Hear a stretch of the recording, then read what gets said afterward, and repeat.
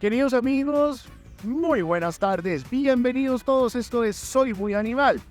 Hoy tengo un programa muy especial para todos ustedes. Continuamos con nuestros candidatos políticos. Como siempre, los tips de Mark para ustedes. Tenemos una entrevista muy importante sobre alergias. Y también hoy, Soy Muy Animal Kids. Así que bienvenidos todos. Vámonos, esto es Soy Muy Animal.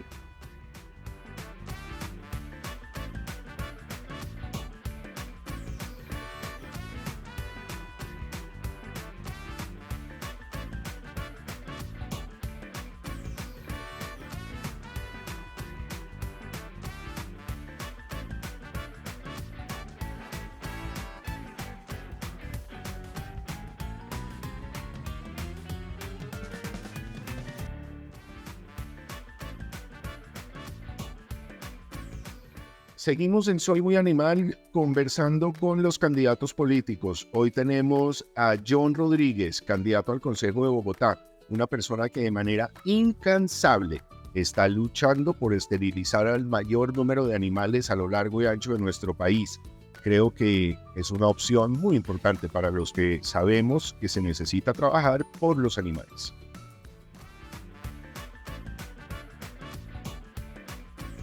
Animalitos de compañía y Soy Muy Animal habla de política también. Hoy nos acompaña John Rodríguez, él es candidato al Consejo de Bogotá por el Partido Verde, haciéndole el 14 a los animales. Bienvenido, John, a Soy Muy Animal. Gracias, Mark. Gracias a este espacio tan bello que tú tienes para hablar de derechos, protección y bienestar animal. Entonces, aquí estamos.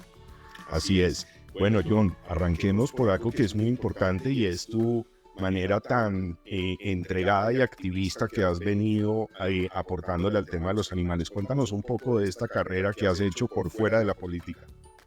Por fuera de la política podemos hablar que es una dedicación de los últimos casi 15 años, inclusive un poco más, casi 15 años de dedicárselo a las nuevas agendas ciudadanas. Cuando aparece en mi vida el tema de las nuevas agendas ciudadanas, se posiciona muy fuertemente el tema animalista, porque veíamos que venía creciendo un sentir ciudadano y ese planteamiento que está dentro del marco paraguas de las nuevas ciudadanías, pues llegó a consolidar todo este ejercicio y obviamente pues en este trabajo y en esta construcción del tema y desarrollo del tema, pues me encontré en la vida y más allá de la vida con Andrea Padilla y logramos generar un trabajo realmente muy importante, esto sin falsas modestias y sin sonrojarse, ha sido un trabajo realmente titánico, un desarrollo de la causa, un posicionamiento de la causa muy importante que ya trasciende las fronteras de lo de Bogotá. Ya estamos en un tema de gira nacional, tú lo sabes, permanentemente ya le hemos dado la vuelta 3 veces con 3 temas en los últimos 14 meses al país, visitando la mayor parte de los departamentos. Y bueno, ese es el trabajo que estamos haciendo, un trabajo muy dedicado al tema de la protección, bienestar y derechos de los animales. Con esto que tú ves atrás, esta es mi campaña, llevo los logros que hemos construido en los últimos 4 años, puntualmente desde que Andrea llegó al Consejo, después dio el salto al Senado, pero tenemos estos logros y son logros que son realmente casi que como decimos los animalistas, se pueden oler. Entonces, como pueden oler, pues evidentemente podemos contar y hablar de ellos ampliamente. John, entiendo que vas a ser candidato al Consejo, pero ahora que has estado dándole la gira y que estás viendo realmente la problemática desde el ámbito nacional, estamos metidos en un problema de bienestar y protección animal grande, ¿verdad? Muy grave, muy complicado, y decíamos en el último viaje que hicimos la semana pasada, levantamos una piedra y encontramos un animal en muy malas condiciones, ¿sí? Y eso es un llamado precisamente a los gobiernos, al Estado, no solamente al Estado nacional, sino al Estado departamental y al Estado municipal, que no se hagan los locos con las normas que ya están aprobadas, no se hagan los locos con aquello que nos están pidiendo desde hace 100 años, están pidiendo coso municipal, la misma ley, 100 años, y eso que ya es una norma caduca y que está reformada por otra cantidad de normas, sí, pues hombre, hay que actualizarse, no hay presupuesto, los presupuestos realmente se están utilizando en otras cosas, hay mucho tema de corrupción. Pero a ver, entonces un momentico, no es que no hayan presupuestos, es que se están utilizando para otras cosas, porque el presupuesto sí lo hay. Correcto. Gracias por decirlo, porque si uno dice, pues si está la norma, ¿por qué no la quiere? ¿Por qué no la cumple? Bueno, pues es que no quieren porque no tienen ese sentimiento. Esta gira que estamos haciendo, Mark, es una gira con Andrea Padilla en el entendido de poder consolidar toda una propuesta para el Sistema Nacional de Protección y Bienestar Animal, del cual Bogotá también se nutre. Es posible que en los próximos meses este protocolo, esto que también quedó registrado en el Plan Nacional de Desarrollo en sus bases, tenga que relacionarse con los presupuestos departamentales y nacionales. El ejercicio que vamos a hacer, el que me corresponde a mí en lo distrital, es hacer que esos dineros y esos protocolos de procedimientos se cumplan para tener no menores dificultades, pero sí en efecto tener el recurso, los protocolos y los procedimientos para poder atender a los animales, no solamente gatos y perros, la cuestión de los domésticos, de los animales domésticos, sino también lo que hemos encontrado grave, muy grave, el tema de la fauna silvestre, que los bogotanos deben saber que Bogotá tiene serios problemas de tráfico de fauna silvestre por las terminales terrestres y por la terminal aérea. John, si es tan evidente la problemática en ciertas regiones del país y están los presupuestos, ¿por qué la Procuraduría no actúa y por qué no se están sancionando a estos gobernantes? Yo creo que sí hay una especie de desconocimiento. Yo siento que este tema de la empatía, la política como empatía, debe llegarle a la sangre, al sentimiento, a la razón y al corazón en nuestros gobernantes y las personas que manejan las entidades grandes y que son disciplinarias, fiscales, ¿sí? Ellos son muy determinantes en ese control. Si ellos tuvieran dentro de su haber un sentimiento mucho más fuerte, mayor conocimiento, mayor interés, que ya sabemos, muy probablemente los directivos, no estoy hablando de la entidad como tal, las bases de esa entidad es gente muy importante, pero a veces queremos que los directivos obedecen a otros intereses y a otras preocupaciones que bueno, le hacen, en el caso de los animales, le hacen mucho daño, porque bien nos cabría un análisis y de boca de la misma Procuraduría, de boca de la misma Contraloría Nacional, unos análisis de quién está cumpliendo y quién no, tanto en lo fiscal como en lo disciplinario. Por ejemplo, Marc, aquí muy juicioso la Contraloría de Bogotá hizo el hallazgo de la Casa Ecológica. Una casa ecológica que tenía pinta de 22.000, 25.000 millones de pesos y ya va en más de 50.000, y la misma Contraloría ya dijo, hay detrimento, no se va a entregar a tiempo. Estamos esperando que nos entreguen la casa ecológica el próximo marzo del 2024. Eso es muy importante. Pero si tenemos órganos de control, tanto disciplinarios como fiscales, que hagan la tarea a conciencia por los animales, muy probablemente vamos a tener como este pronunciamiento de Bogotá, así, por montones en todo el país, pero que aparezcan para hacer cumplir esos presupuestos.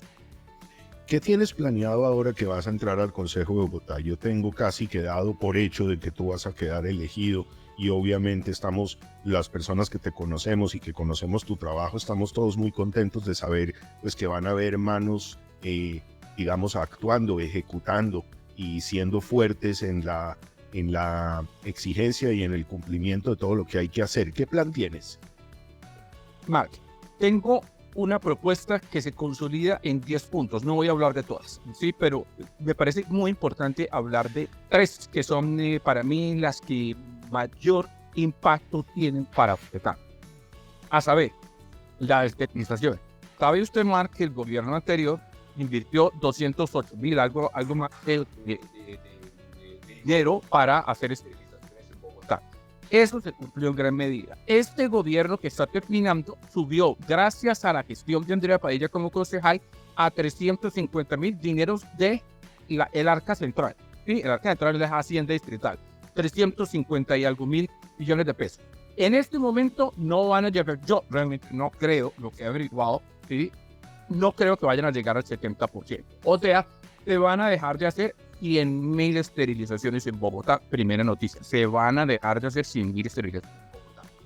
Segundo elemento, control político. Control político para vigilar no solamente los dineros de el arca central, sino aquellos dineros que por presupuestos participativos que se lograron consolidar, más de 52.000 millones de pesos, otro del ciclo con Andrea, para que se invirtieran no solamente en esterilizaciones, sino también en bienestar de los animales, desparasitarlos, limpiarlos, bañarlos, etcétera, una serie de elementos que también hace parte de su bienestar. Y el último, la proteccionistas. Esos tres elementos, acciones, control político y proteccionistas, hacer cumplir el acuerdo 814, para mí eso es una cosa que se me convirtió en una obsesión, esos tres elementos, y de esos tres, el primero y el tercero, esterilizaciones.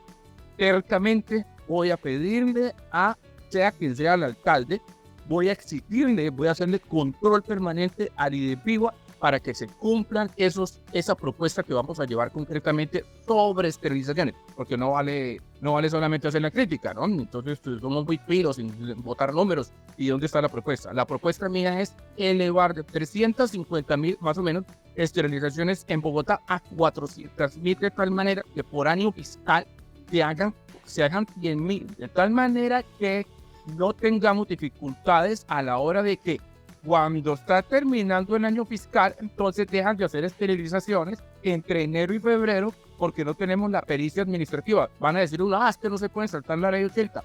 Tenemos que buscar la manera, si somos inteligentísimos para otras cosas, tenemos que buscar la manera, la pericia administrativa para lograr que no haya baches de esterilización.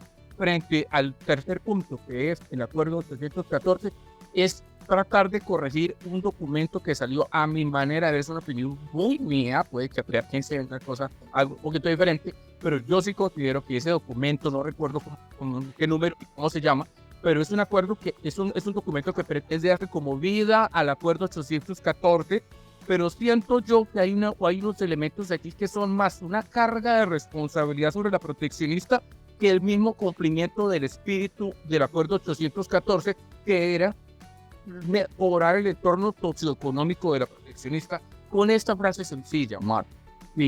Si las proteccionistas están bien, los animales, tus animales van a estar mejor. Esos son tres elementos más importantes.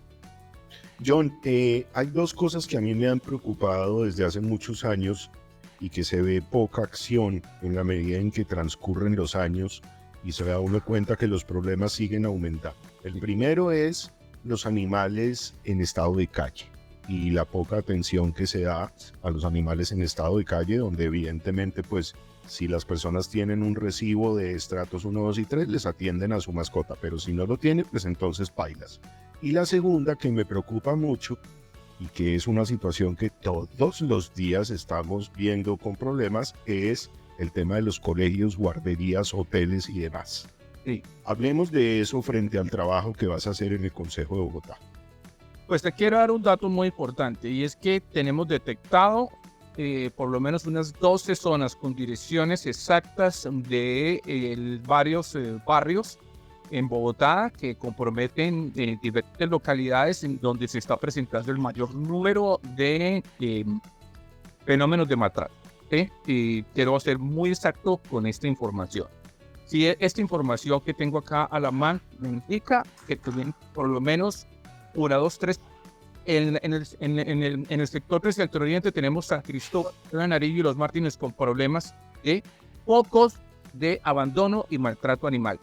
En las localidades de Suba, Barrios Unión y Teusaquillo también. Usme, Ciudad Bolívar también. Kennedy, Bosa también. Entonces, son pocas las que se salvan y tenemos acá las direcciones de la localidad tal vez con mayor dificultad, que es Bosa, con 3 barrios en específico. Llamo la atención sobre San José, Bosa, San Bernardino y el tema del barrio Manzanares. ¿Qué quiero decir con esto, Mar?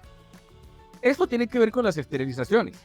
Si se presentan estas dificultades de maltrato, de abandono, el perro atropellado, el perro que agarra para jugar, quiero decir otra palabra, los animales que agarra para esta de tiro, y eso lo estoy diciendo suave, y para otras cosas más, es porque hay una no hay un control humanitario de la población de gaticos y perritos en nuestra ciudad. No es fuerte, no es estable, no tienen dinero y no se cumple, ¿sí? Y estamos, yo le diría como con un problema de impericia administrativa, que no da con el esfuerzo de tener una cuestión estable de esterilizaciones. Si esos tres elementos se dan permanentemente, muy probablemente la población de gatos y perros, como en estos pocos, donde se están presentando la mayor cantidad de violaciones a los animales, maltrato, abandono, etcétera, pues no se daría, porque serían una cantidad de animales que estarían expuestos a esas situaciones. Por tanto, una cosa por otra, a mayor cantidad de esterilizaciones estables y financiadas, menor cantidad de focos de violencia sobre los animales. Me gustaría pasarte esta información para que habláramos de eso luego, si quieres. Respecto del tema de las guarderías, si es que lo estoy viendo bien, hay unos proyectos que están trabajando de manera legislativa, un ejercicio muy curioso de Andrea, nuestra senadora animalista, en donde se está haciendo no solamente el análisis jurídico, sino también situacional, porque se han visitado muchos escenarios para saber cómo es que tienen a los animales, cómo los manejan, cuáles son sus protocolos y cómo mejorarlos dentro de esa ley, dentro de esa norma que pretenden pasar a debate en los próximos. Ya una de ellas ya ha pasado a primer debate, y lo que sí necesitamos es que, por ejemplo, en el caso del Congreso de la República, tiendan estos ejercicios y una vez se aprueben en el Congreso de la República, tratar de aterrizarlos también en Bogotá y buscar la manera de que se complemente con alguna información, presentar un proyecto que sea complementario y que pueda reglamentar la capital de la República, y con el mayor fenómeno presente en todos los aspectos de la vida, pues poderlo hacer complementario.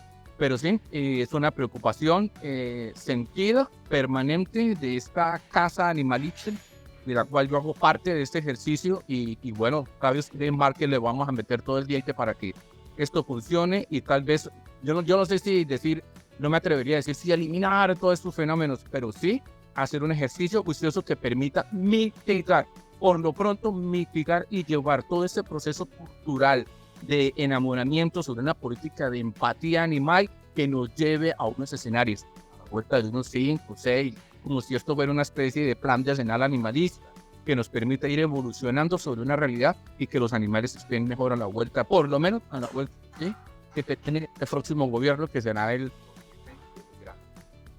Aprovechemos este espacio, John, para que invites a las personas que te están viendo a que conozcan tu programa, a que te sigan en las redes, a que conozcan tus propuestas y a que voten por ti para que le hagas el 14 a los animales. Sí, más bien para que nuestros televidentes, no sé si así se dice, ¿no?, esta cuestión de las redes. Yotuvidentes.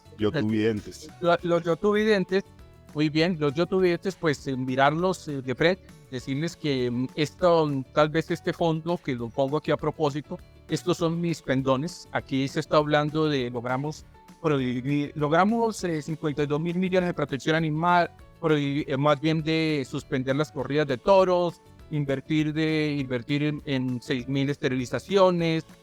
Este es el trabajo de nosotros. El trabajo de nosotros, yo se lo estoy diciendo a la gente en la calle, Mark, y se lo estoy diciendo a través de las redes que sí, en toda red. Yo soy @JohnRa con doble N, JohnRa, JHONNRA, para que me consigan allí. Allí consiguen toda la historia mía y de lo que hemos estado haciendo. Y le estoy diciendo a la gente que este trabajo es meritorio.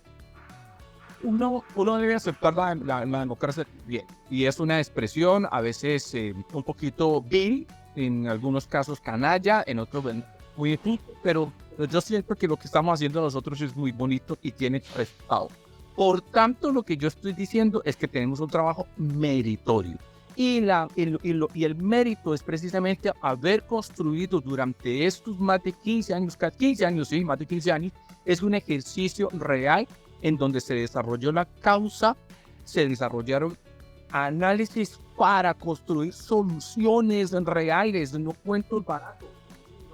Son cosas que no sirven para nada para una gente que tiene, para unas personas, para nuestros ciudadanos que tienen un problema animalista y no tienen cómo solucionarlo. Pues nosotros construimos esas soluciones, construimos 5 puertas el contacto tiene que consolidarse.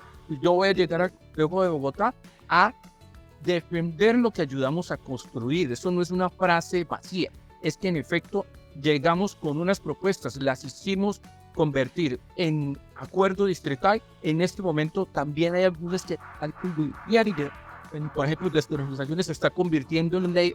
Vaya bien y saber que la gente en redes sociales puede encontrar la historia, que es una historia bonita, una historia llena de resultados por los animales y que se puede oler. Y si se huele, es porque ahí están presentes. No te imaginas, Mark, y se lo digo para cerrar este pedazo, no te imaginas lo que yo siento como ser humano, como persona, mirar a los ojos de una persona beneficiaria de una esterilización.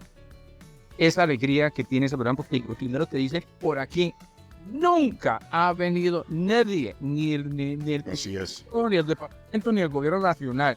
Y nosotros llevamos un recorrido, llevamos más de 6.000 esterilizaciones por todo el país. Y saben ustedes que es del mismo presupuesto de Andrea y que se saca del bolsillo la plata para hacer esas esterilizaciones. Y hombre, pues ese ejercicio es muy bonito. Yo quiero llegar a cumplir todos estos ejercicios, a acrecentar los resultados, a seguir trabajando por los animales y pedirle a todos los tubedirectes que por favor le hagan el 14 a los animales. Próximo 29 de octubre, por favor, se levanta temprano, revisan la información y saben que ahí voy a estar yo. Muy bien. Muy bien. Es John Rodríguez haciéndole el 14 a los animales por el Partido Verde con el número 14. Ya saben, si ustedes quieren tomar buenas decisiones para el futuro de los animales, hay que votar por los candidatos animalistas. Recuerden, soy muy animal. Soy muy animal.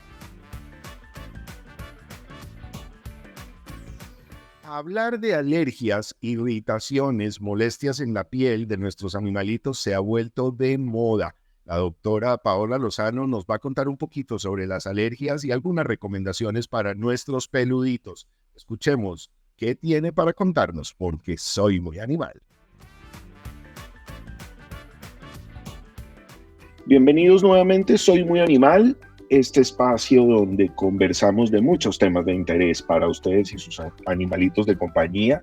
Y hoy vamos a empezar a tocar un tema bien importante.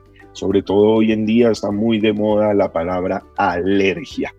¿Qué es que mi perro tiene alergia? ¿Qué es que mi gato tiene alergia? ¿Qué es que me dijeron que era una alergia? Se ha vuelto muy de moda. Se ha vuelto muy de moda inclusive en nosotros. Hoy en día vemos una cantidad de niños yendo a donde el alergólogo.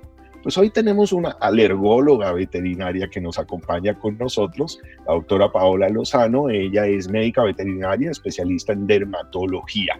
Doctora, bienvenida a Soy Muy Animal. Hola, muchas gracias por la invitación. Doctora, arranquemos por algo bien importante y es darle a entender un poco a nuestros seguidores y las personas que nos ven qué es una alergia, por qué se le llama alergia, de dónde nace esto. Ok, resulta que también empecemos por entender que cuando hablamos de dermatitis o hablamos de alergias, no estamos diciendo nada. Es decir, me refiero a que cuando vemos algún brote en la piel, el propietario lo asume como una alergia, o cuando vemos que se rasca habla de una alergia, pero realmente tenemos que aprender a clasificar e identificar los signos en primera instancia. ¿Eso qué quiere decir? Sí, efectivamente existen las alergias, cada vez se ven más frecuentes y sobre todo se da por la crianza de animales que tienen estas características, porque generalmente son condiciones que hay mucha predisposición racial a esto, pero también existe cuando tenemos cachorros de pacientes que vienen con esta patología, es muy común que ellos los desarrollen. Entonces, las alergias, ¿por qué se ha tenido ya más en cuenta? Porque la piel es el órgano que el propietario tiene más contacto con él, es decir, si hay una enfermedad cardíaca o hepática hepática o renal, se esperan unos signos mucho más avanzados para notar, a menos que se haga medicina preventiva. Pero como la piel es un órgano que el propietario puede tocar, puede oler, puede sentir, es mucho más fácil para ellos percibir ahora las alergias. Entonces, existen diferentes tipos de alergias, que puede ser desde la más sencilla, que es la dermatitis alérgica por pulgas. Me refiero más sencilla es porque no necesariamente tenemos que tener un grado alto o una clasificación más profunda sobre las alergias, sino que hay algunos pacientes que pueden simplemente tener una hipersensibilidad a la picadura de la pulga y a partir de esto detonar un proceso bastante severo. Entonces tenemos que empezar a entender cuándo identificar los signos de alergia, y de esa manera, de acuerdo a los signos y la pronta clasificación de la patología, va a hacer que sea mucho más fácil empezar a tratar nuestro paciente y de esa manera el pronóstico sea mucho más favorable. Doctora, pero entonces entendamos en qué momento identificamos que es una alergia, y me imagino que es a través de una consulta veterinaria, pero evaluemos en qué momento lo que estamos viendo se puede transformar en una alergia o en qué momento se está volviendo simplemente una reacción como a la picadura de una pulga, como lo estabas diciendo, y que no necesariamente está produciendo un efecto alérgico. Ok, entonces los primeros signos que nosotros debemos identificar como propietarios, porque de ahí es donde se deriva todo, es empezar a identificar que hay cosas como rascarse, lamerse, morderse, frotarse, sacudirse, y todo esto son manifestaciones de alergia. Hay una mito urbano, una mala creencia, que cuando un paciente o una mascota se lame sus manos, quiere decir que es comportamental. Realmente, cuando involucra más de 2 extremidades, ya estamos hablando de un signo de alergia. Efectivamente, sí hay lamidos que son comportamentales, pero solamente se da en una sola extremidad y en una sola región, o cuando hay succión de flancos y se hace solo en una región del cuerpo. Pero si ya involucra más de 2 extremidades, ya nos indica que eso es un proceso de alergia. No es, la mayoría de las veces se confunde que son hongos, entonces se empieza a utilizar lociones, triconjugados, que lo que hace es complicar el paciente. Entonces, una de las cosas que tenemos que empezar a identificar como signos tempranos de alergia es el lamido de las manos. La otra posibilidad es la sacudida de la cabeza o tener otitis. También muchas veces se piensa que la otitis es causada por bacterias o por levaduras o inclusive a veces hongos, pero realmente las otitis tienen que tener una causa de base. Generalmente son las alergias, y empiezan a utilizar pacientes medicamentos limpiadores, cremas, antibióticos, y tratar de contrarrestar una infección que, si no encontramos la causa de base, va a seguir perpetuando con el tiempo. Entonces, eso puede como los primeros signos de alergia. El lamerse en las noches, generalmente el cuerpo produce un cortisol, que es una sustancia que regula la inflamación, pero cuando nosotros estamos en fase de reposo, al igual que los animales, hace que el cortisol en la noche baje, y por eso los signos de alergia se manifiestan más, sobre todo en las horas de las noches.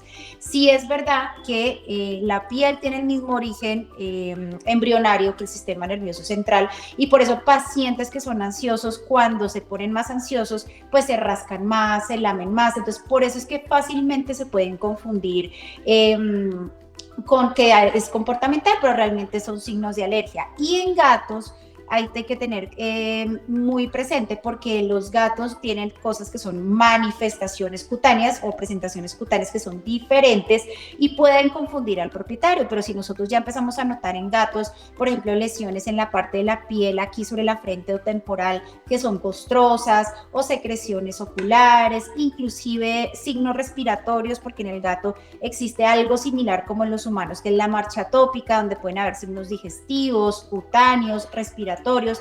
En perros también alergias y manifestaciones de alergias son diarreas, por ejemplo, vómitos, y que van incrementando hasta presentar lesiones cutáneas.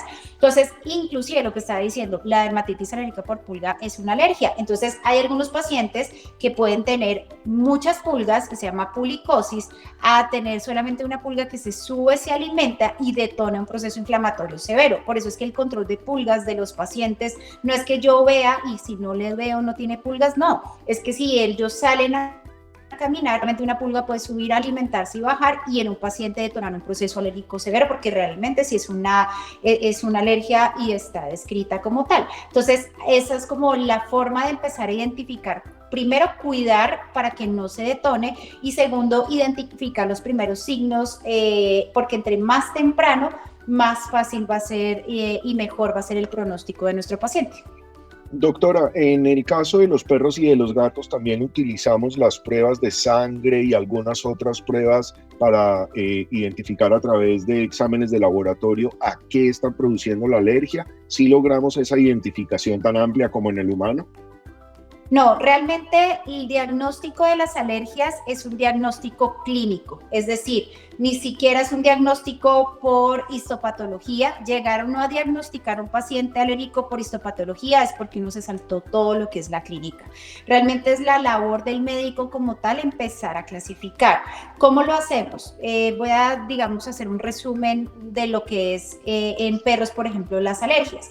Las alergias se pueden clasificar en tres. La primera es la dermatitis alérgica al alimento, que es la reacción adversa a lo que come. Esto es importantísimo. Siempre le echan la culpa al pollo y el pollo no tiene la culpa. O sea, existen las proteínas a las cuales se haya, digamos, tenido contacto el paciente puede desarrollar en cualquier momento, inclusive res, pollo, soya, huevo, el cordero ya tiene inmunidad cruzada con la res. Entonces, es la primera exposición que genera un trastorno en el paciente, y seguirlo repitiendo pues refuerza eso. Entonces, esa es una posibilidad de alergia. La otra es alergia al ambiente o al alimento, y la última que sea netamente ambiental. Entonces, en ese orden de ideas, cuando llega el paciente a la consulta, lo que nosotros hacemos es dietas de eliminación, que es para favorecer esa reactividad o disminuir esa reactividad del sistema inmunológico frente a lo que pueda ser adverso, y así empezamos a clasificar en un proceso más o menos de unos 3 meses.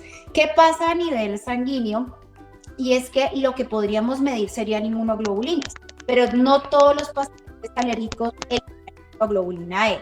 Esa es la razón por la cual no podemos llegar a un paciente alérgico solamente por inmunoglobulina, porque la prueba es al igual que los gatos no todos producen inmunoglobulinas, por eso no podemos hablar de dermatitis atópicas en gatos. Entonces, el diagnóstico de las alergias es netamente clínico.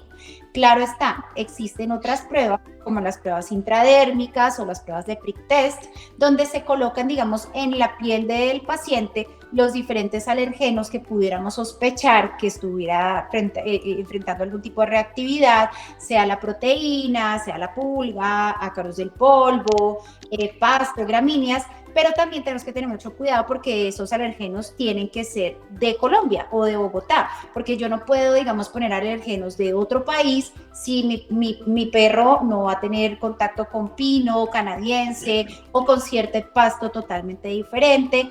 Entonces, en ese orden de ideas sí se pueden hacer esas pruebas, pero esas pruebas sí se hacen, hay que hacerlas bien, y aparte de eso se deben hacer si estamos pensando en hacer inmunoterapia. Porque si yo, por ejemplo, hago las pruebas de alergenos y me sale que es positivo al pasto, pues yo tengo que permitir que mi perro sea perro. O sea, yo no puedo bloquearle a él su vida simplemente porque no pueda tener contacto con el pasto. No, existen estrategias como medicamentos, como quitar los alergenos ambientales a través de los baños, y eso favorece a que la condición del paciente sea menos reactiva y mantengamos al paciente un poco más estable. Entonces, el resumen es que sí, las alergias, el diagnóstico es netamente clínico.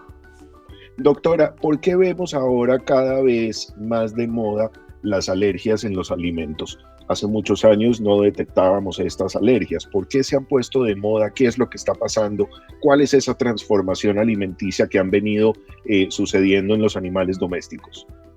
Ok, entonces resulta que antes, hace algunos años teníamos solamente unas 2, 3 marcas donde teníamos básicamente pollo o teníamos la res. Entonces, para nosotros como médicos y cuando tenemos énfasis en dermatología era mucho más sencillo, porque si ya solamente había experimentado el contacto con pollo o res, entonces yo hacía la modificación a un cordero o hacía una modificación a un salmón y el paciente respondía de manera favorable. ¿Qué pasa? Que ahorita con las modas, entonces ya hay de bisonte, que hay de pato, que hay de una cantidad de proteínas que lo que hacemos es impulsarlos aún más a tener ese tipo de reactividad a una mayor abanico o gama de proteínas. Aparte de eso, por ejemplo, antes para nosotros hacer el diagnóstico, ¿cómo lo hacemos? A través de dietas hidrolizadas, que lo que hacen independientemente de la marca o fuente proteica es tomar la proteína que es grande y hacer una ruptura enzimática para que haya unas pequeñas partículas que el sistema inmunológico no pueda detectar. De esa manera pasan unos 3 meses y baja la respuesta frente a las proteínas. Entonces, pero cuando no teníamos posibilidad de adquirir estos alimentos porque eran un poco más costosos, entonces hacíamos dietas a través de proteínas como lenteja, entonces hacíamos los 3 meses de eliminación, claro está, siempre balanceada por un nutricionista, entonces utilizamos vegetales, lentejas como fuente de proteína, arroz como carbohidratos, aceite de coco para dar los ácidos grasos, pero ahorita con tanta moda, inclusive empezaron a ser concentrados a base de lentejas, entonces ya cada vez nos dejan menos herramientas para trabajar.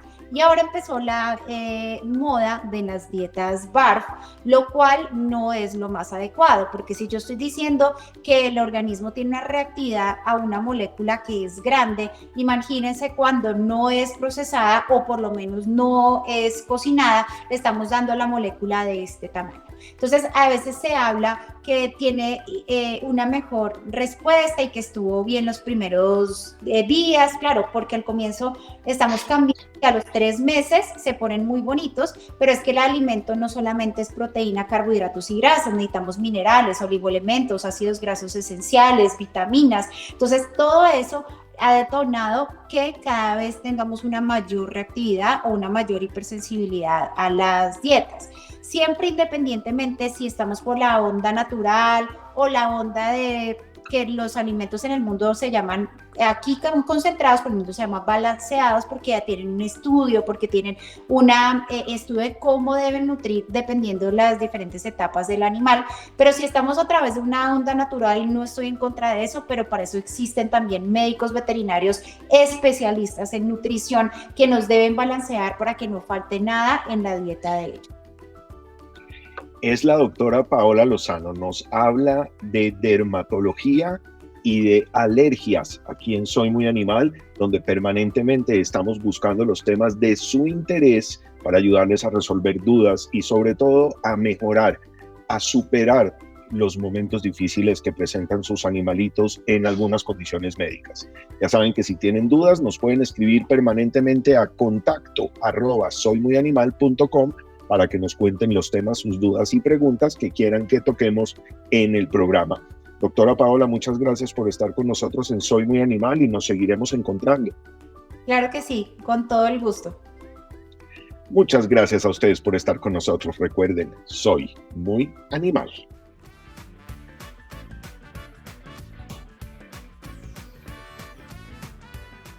Queridos amigos, en los tips de Marc de esta semana les quiero dejar las recomendaciones que necesitan para estas vacaciones en la semana de receso.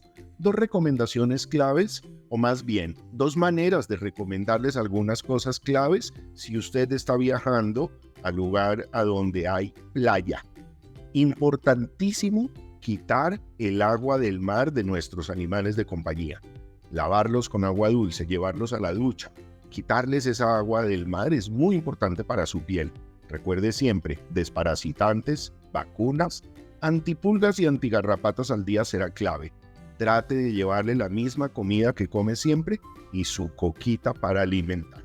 Si usted lo está llevando a otro lugar de vacaciones donde no hay playa, pero de pronto hay piscina, también debe limpiar el cloro de la piel de nuestros animalitos. Utilice una manguera, utilice la ducha del lugar usted donde está durmiendo para poder retirar este cloro rápidamente después de que ha pasado por la piscina.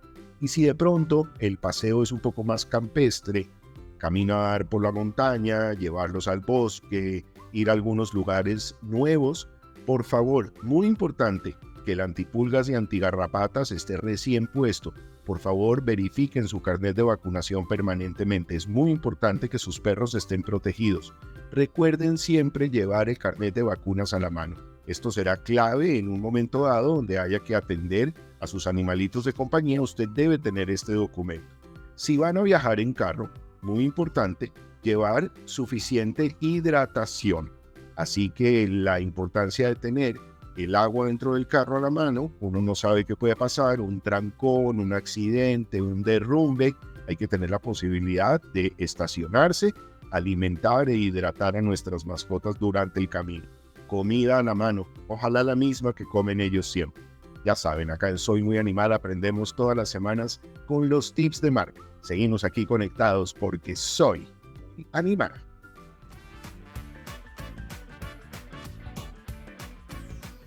Estamos felices porque continuamos con nuestra sección de Soy Muy Animal Kids. Estos niños no paran de sorprenderme. Estamos aprendiendo mucho con ellos, pero sobre todo formando una generación que sepa de bienestar animal, que sepa la importancia de los animales en nuestra sociedad. Veamos lo que está pasando. Soy Muy Animal Kids.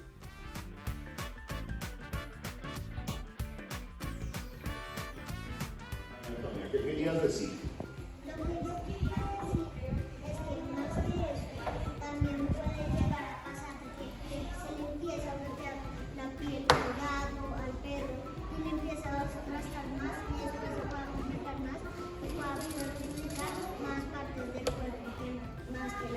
Muy bien, ¿tú qué querías decir?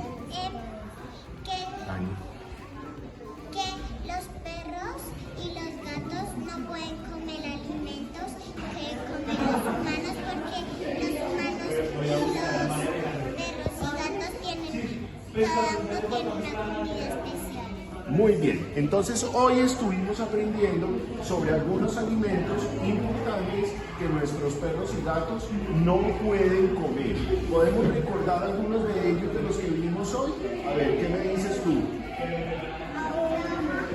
Un momentico, ¿qué ibas a decir tú? Más duro. Más duro. La sal, el pan y la llama. ¿Y por qué? El pan porque tiene levadura. Ajá. Y la levadura tiene hongos y pues le echan al pan y al darle al perro pues se complica más. Ok, María Antonia, ¿qué más no pueden comer de lo que vimos hoy? Comer auyama porque sus procesos neurológicos y empiezan con la templadera y después a caerse y a caerse. Y ahí un consejo con